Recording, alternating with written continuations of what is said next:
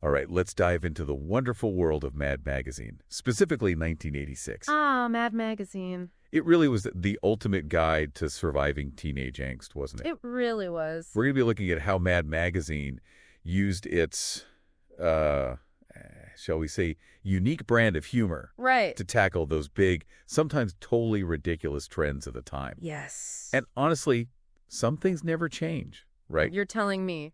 So we got 3 cartoons we're going to be dissecting today. Okay. A mad peek behind the scenes at a health spa, because who doesn't love a good spa day? Oh, yeah. When the Coke-Pepsi rivalry gets out of hand. Classic. And of course, we can't forget a mad look at water sports. Oh, this is going to be good. So buckle up, get ready to laugh, and maybe, just maybe, learn a thing or two about the glorious decade that was the 1980s. I'm ready. Okay, let's jump right in. A mad peek behind the scenes at a health spa. I mean, this cartoon is just pure Mad Magazine gold. Yeah. You've got these packed gyms, people sweating it out in like the most ridiculous outfits.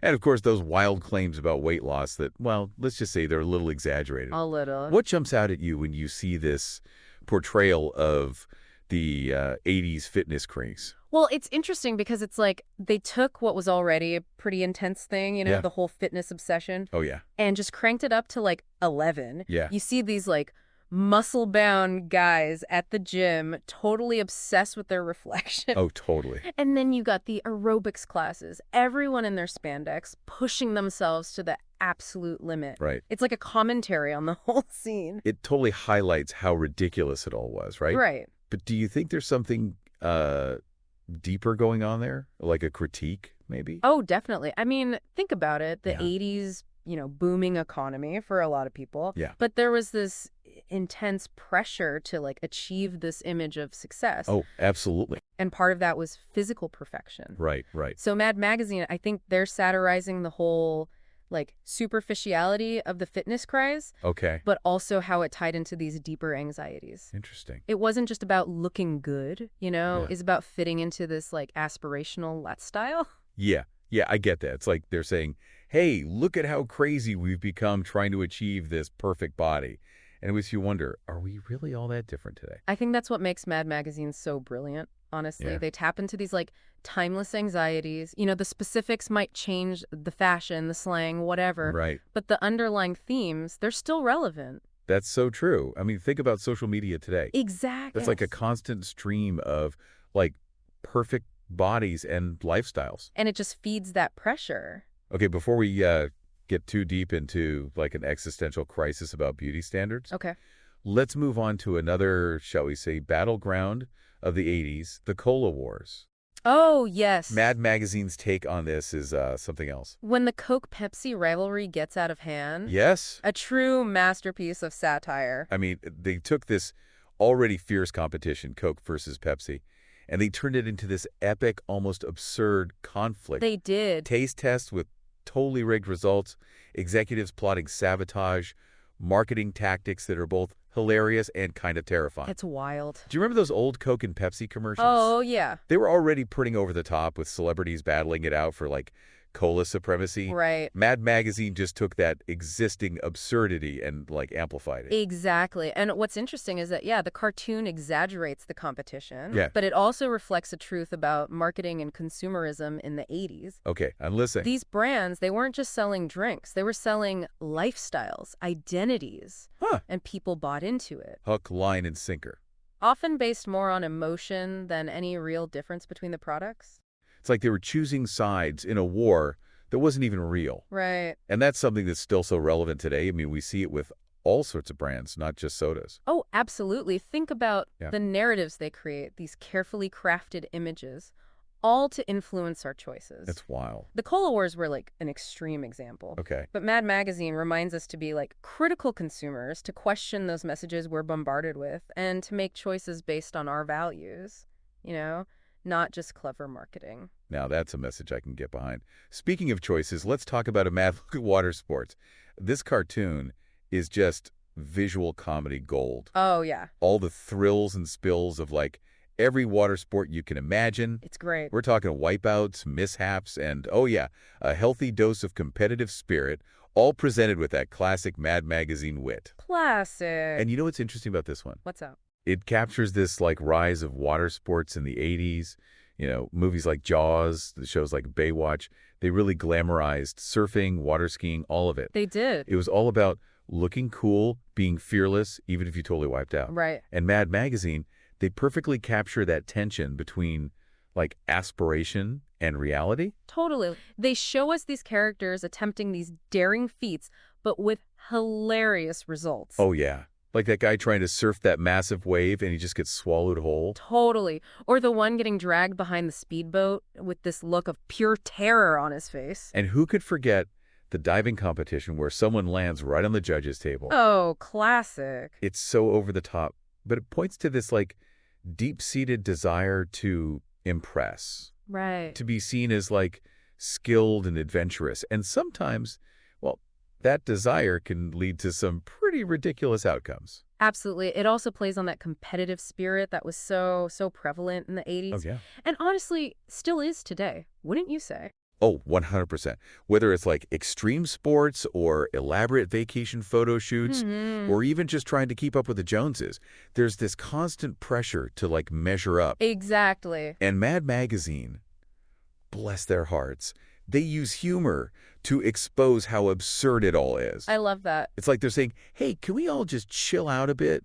These are supposed to be leisure activities. Right. Anyway, I think that's a good place to pause for now. Okay. We've covered a lot of ground, from sweating it out at the health spa to wiping out on those gnarly waves. It's been a journey. But the fun's not over yet. Oh, no. We'll be back soon to dive deeper into Mad Magazine's hilarious commentary on 1980s American culture. Looking forward to it. And it's not just the people actually doing the water sports that they're making fun of. It's Oh. the people watching, too. From the beach, the pier. Uh-huh. They're like judging and envious all at the same time. That classic, I could totally do that vibe. Yeah. If I actually, tried. Exactly. Or the, oh, thank goodness I'm not out there making a fool of myself. Right. Mad Magazine just takes those little unspoken hierarchies and blows them up. I love that. Remember that panel with the diving competition? Yeah. And the judges are holding up those scorecards? Oh, yeah, with, the ridiculously specific scores. 9.9.6. Like, they're splitting hairs over a tenth of a point when someone just belly flopped into a kiddie pool. Oh, it's so true, though. You always have those people who take these, fun activities way too seriously, Right. turning a chill day at the beach into, the Olympics or something. Exactly. It's not just an 80s thing either. Oh, no, not at all. I think this cartoon just speaks to this human thing, you Yeah. know? We compare ourselves to others. We want validation, even in the silliest situations. It's true. So, okay, we've looked at how Mad Magazine skewered the fitness craze, the cola wars, and the wild world of water sport, We have. all with their signature humor and satire. But what's really interesting is how, even though these cartoons are totally 80s, they still feel relevant today. You're right. It shows how good they were at picking up on those cultural anxieties, those obsessions. They Yeah. weren't just going for the surface level. They Oh. were tapping into something deeper about, American culture. I see that. Whether it was the pressure to look a certain way, the consumerism, the competitive spirit. Hmm. Mad Magazine held up a mirror and are like, hey, isn't this a little nuts? And the thing is, a lot of those anxieties are still around. I mean, maybe even more intense now. You think so? We might not be rocking leg warmers anymore, but the pressure to look a certain way, Yeah. it's everywhere. Social media, influencer culture, it's nonstop. That's true. The platforms might be different, Right. but that underlying anxiety, it's still there. That need to fit in, to be seen as successful, attractive. It's like human nature. And Mad Magazine, they just got it. They used humor to connect with people across generations. They were ahead of their time in a way. So what's the takeaway for us? I mean, here we are in the 21st century. What can we learn from all this? I think it's about perspective. Okay. Mad Magazine reminds us not to take ourselves too seriously, to be able to step back and, look at things with a critical but also a humorous eye. Yeah, it's easy to get caught up in all the trends, the pressures, the anxieties. Oh, yeah. But sometimes you just need to laugh. Absolutely. Find the humor in the absurdity. Mm-hmm. A lot of the things we stress about, they're temporary, They are. inconsequential even. Right. And to question those trends, not just accept them blindly, Right. but think about why they exist, who benefits, Are they actually making our lives better? That's crucial, especially today. I mean, we're just bombarded with information, Constantly. messages about what to buy, what to wear, how to live. It's overwhelming. It's about taking back control, as consumers, as individuals. I like that. Mad Magazine reminds us we have a choice. We can buy into the hype, or we can laugh at it and move on. That's powerful. As we continue this deep dive into Mad Magazine's 1980s world, I want to hear from you. Oh, yeah. What really stood out? Any of these cartoons hit a little too close to home? I think for me, it's just that reminder that humor can be such a powerful tool for social commentary. Yeah. Mad Magazine, they weren't afraid to push the boundaries, to point out the hypocrisy, the absurdity, Right. and they did it in a way that made people laugh. We could all use a bit more of that these days. I totally agree. Sometimes laughter is the best way to deal with all the craziness. It really is. And who knows, maybe if we can laugh at ourselves and the world around us, we can actually start to change things. Maybe. So as we head into the final part of our deep dive, I have a question for you to think about. Okay. What would a modern-day Mad Magazine look like? What trends, fads, obsessions would they be making fun of today? Now that's something to think about. We'll be right back to explore that question and see if we could uncover some timeless truths hidden beneath Mad Magazine's iconic humor. All right, we're back, ready to wrap up our Mad Magazine adventure. Let's do it. But before we go, got to circle back to that question we left hanging. What would a modern-day Mad Magazine look like? Oh, man. What would they be roasting in our 21st century world? I think social media would be like their main target. Oh, yeah. All that influencer stuff, our obsession with technology. Absolutely. Can you imagine a Mad Magazine cartoon about, like, those perfectly curated Instagram feeds? Oh, totally. The endless scroll of TikTok, or even, like, virtual influencers? I'm picturing it now, like someone staging the perfect, candid Instagram photo. Right. With the avocado toast and the filter, the whole 9 yards. Yes. Or maybe, like, a series of panels showing how a virtual influencer evolves? Oh, from like pixelated avatar to AI supermodel. Exactly. And we can't forget about the whole pressure to be connected all the time. Yeah, the FOMO is real. Right. Like, you're always behind on the latest trend. It's funny, though, because it's like the tech must change, Yeah. but those underlying anxieties, they're still there. Totally. It's all about fitting in, wanting validation, comparing ourselves to others. Mad Magazine just nailed to that in the 80s. And I think they'd still be spot on today. They would. Makes you wonder if satire has the same punch now, though. Yeah, good point. I mean, with all the news and social media and everything, can humor still cut through all that noise? That's a tough one. Honestly, I don't know. But I do think maybe now more than ever, we need to be able to laugh at ourselves. Mm-hmm. Find the humor in it all. Right. It's a way to connect, to de-stress, to gain some perspective. Totally agree. It's easy to get caught up in the seriousness of everything. Yeah. But taking a step back, finding the funny side, that could be so freeing. And that might be like Mad Magazine's greatest legacy.